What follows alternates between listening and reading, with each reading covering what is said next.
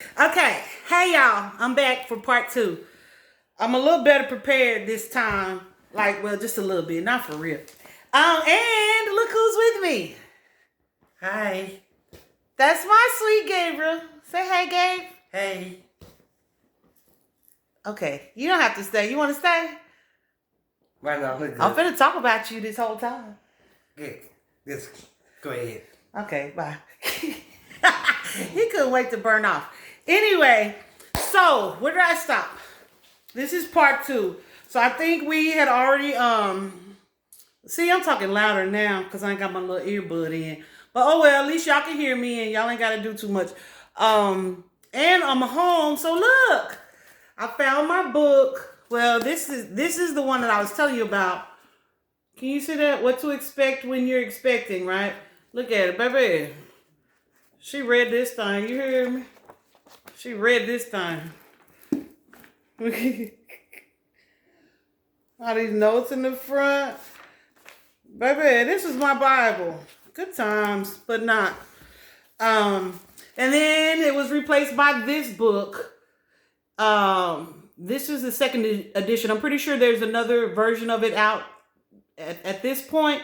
It's called Babies with Down Syndrome, A New Parent's Guide, edited by Karen Stray Gunderson. Now, I will say this. Talk about what they got right. St. Paul got this right. Like, this, they gave me this book.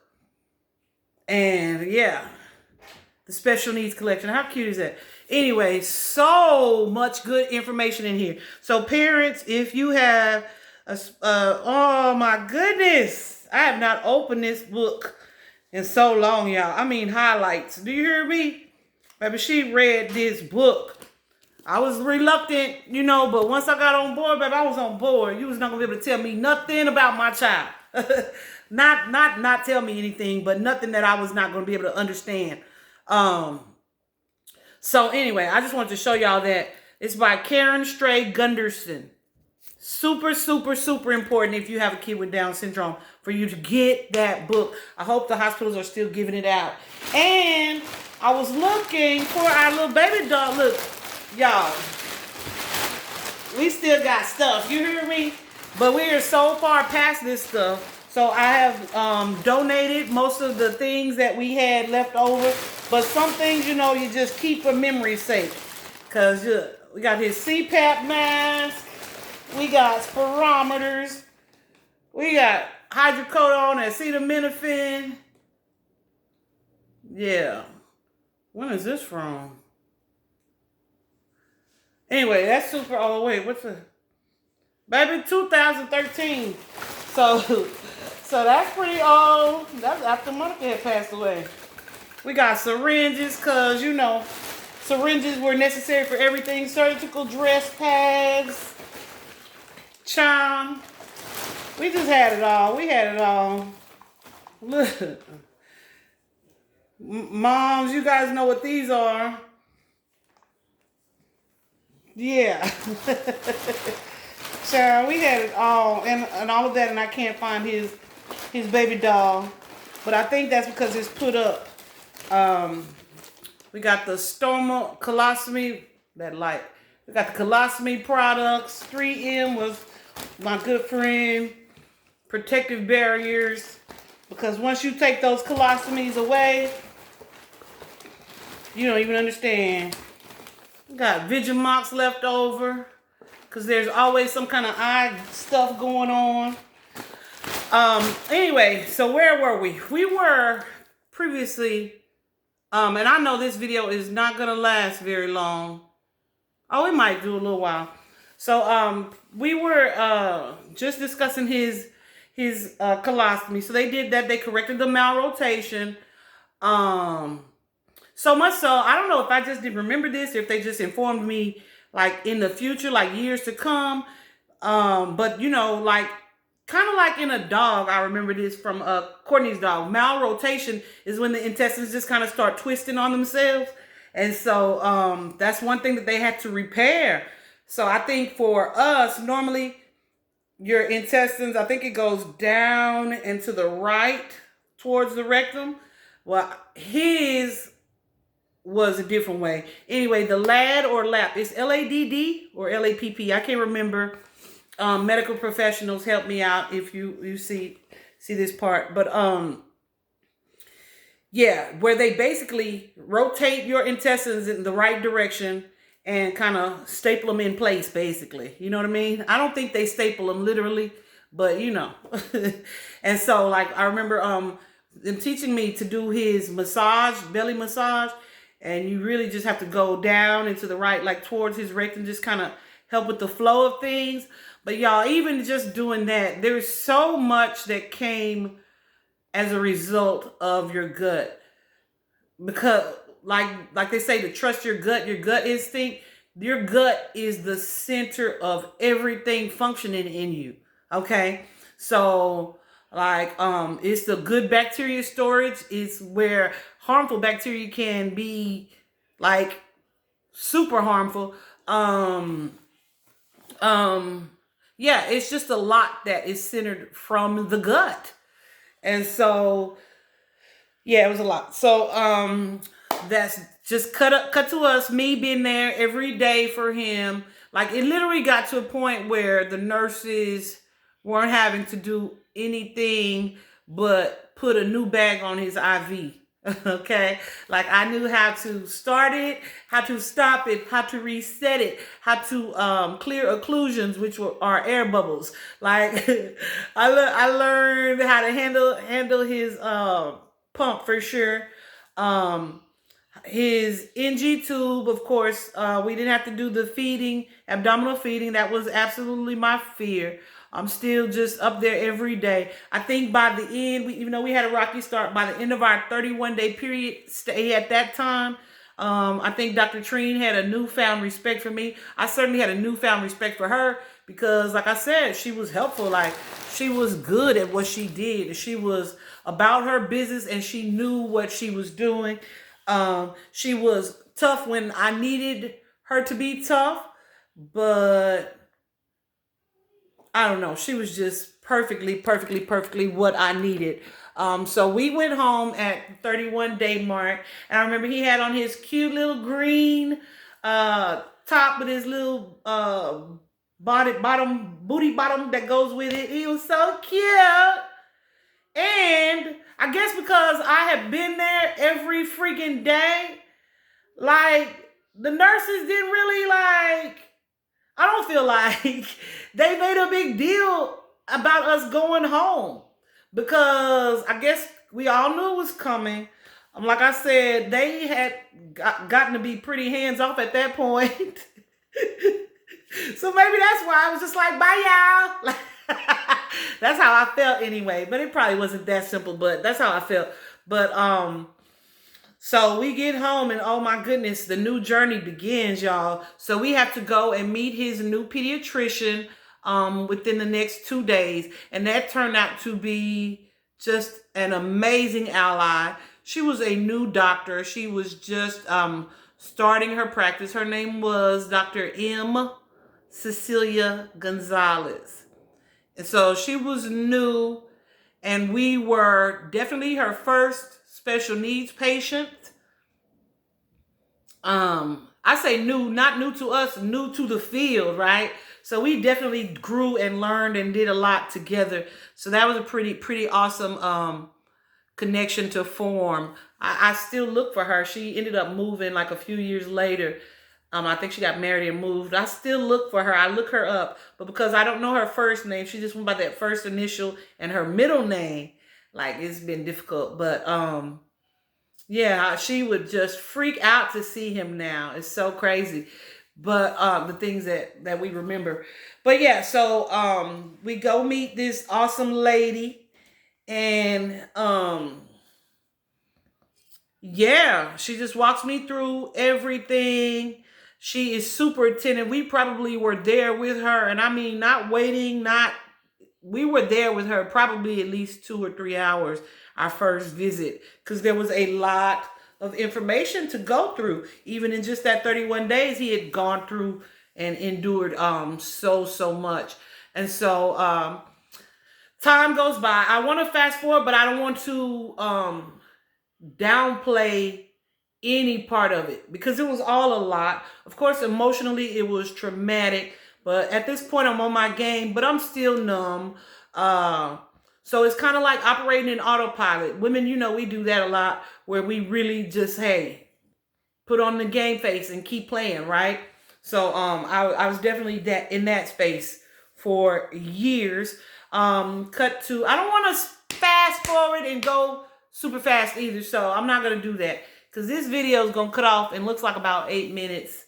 So it's gonna be a part 3. But so we go home. I don't know how long we were home, if at all, a week. But I mean, he was in such a fragile space at this time. Of course, since your bowels have not been functioning correctly, you got this new connection going on. And it's already a colostomy, so your stools are thinner, your stools are more watery. It's just like water. So you have the stress from the surgery on your bowels, plus the outlet is going to be a little different anyway because it's going to a colostomy. So it just affects everything. The acidity in his poop that would burn his skin and cause some damage, so much so that it had to be surgically repaired like in a few years. They tried to do a takedown, and a takedown is when they reconnect your intestines and remove the colostomy bag and close you up, like from a visual aspect, like your intestines are reconnected, and we can't see that you have this hole. We can see it because he got like a whole road map going on his shirt. I mean, under his shirt. but so they did a takedown. Of course, we had to get it back because once he was reconnected, there was scarring that resulted from his stool still being loose and not having an understanding of how to operate his anal sphincter. That's the word. And your girl learned a lot. Like, I had to learn a lot because I had to know like what was going on with my kid. His immune system, super fragile. So when the doctor told me, I didn't have a car at this time. So when the doctor told me at this time that we would not even, so like getting out of the house, interacting with adults eventually became like the joy of my existence, okay? So when the doctor told me his immune system was so compromised and that we had to be so very careful about who and what he was around, etc. So we would not be able to ride the city bus anymore for our doctor's appointments. Yeah. I was so sad because I'm like, how in the world am I going to function? I was such a super social person, and this was going to require me to be the complete opposite of that. That was another huge adjustment, and it's a mental thing too, for sure, especially for the extrovert that I was at the time anyway. So that was a mental thing. But yeah, she told me that, and it was like the worst news I could have heard at the time because I was already so damn depressed and trying to be so, great and on for this kid or whatever, for this beautiful, beautiful, beautiful kid. So we had the takedowns. And at this point, when I tell you he was a month old, because literally before we left the hospital, St. Paul, they already had set up all of his therapies. So we were going to have cognitive therapy, which is simply just playing, teach a kid how to play. We were going to have speech therapy and physical therapy. So all occupational. So all three of those people would be coming to our house throughout the week, every week. Okay. So this was literally a full-time job. So while they said, you wouldn't be able to work, that made sense because there's no way. I would have ended up quitting the job or neglecting the kid. And his problems were so amassed that there was no way to neglect him. He definitely needed constant care, right? And so after that, we got home. We probably were back in the hospital within a week. his milk, he was not tolerating that milk. We had to change his formula 30 times. Not literally 30 times, but it was a damn lot.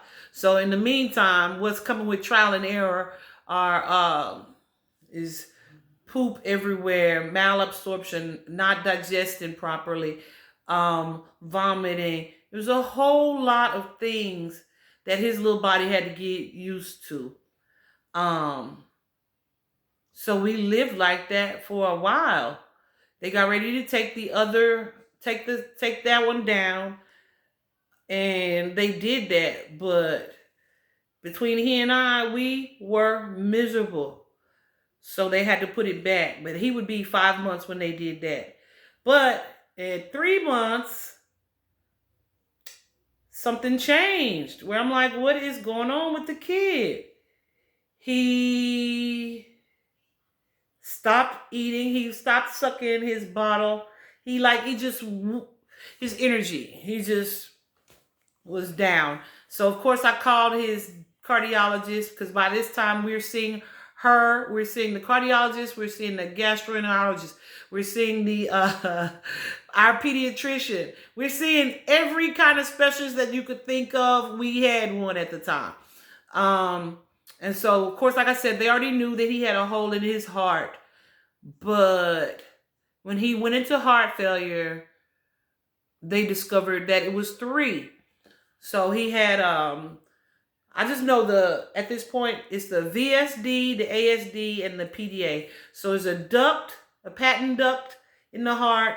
There is an arterial duct or septal defect, and there's a ventricular septal defect. So he had all 3 of those. So think about that. When I want to try to put this in perspective for you. The size of your heart is the size of your fist. So think of the size of a newborn's fist. Like that's tiny. Think of the size of a newborn's fist, right? And then put 3, I don't even have no more coins. Put 3 significantly sized holes in that little bitty organ. How hard was my baby working? How hard was my baby working? That put it in perspective for me. God dog, how hard was my baby working just to breathe every day? Anyway, so I called his doctor, and she said, well, I think there's something going on with his heart. So get him to the hospital like right now. So we go to the hospital, which is what we were doing. It was just the thing to do. We get to the hospital, and she says, yeah, he is going into heart failure. We're going to have to operate now. Meet me at part 3.